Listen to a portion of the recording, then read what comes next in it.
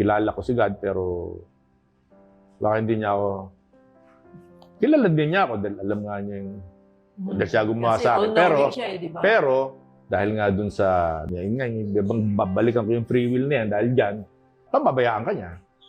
Yung Matthew 7:21, di ba? Okay. Not everyone who calls out to me, Lord, Lord, will enter the kingdom of heaven. Only those who actually do the will of my Father in heaven will enter. Parang, sabi ko nga, nagdadasal ka, nag-ano ka, pero parang kulang eh. Kailangan mo pa rin nung mas anong relasyon kay God eh. Di ba? At ano yun, gusto kong ipamana niya yun sa anak din niya, sa mga apo ko. Di ba? Gandang araw sa inyo.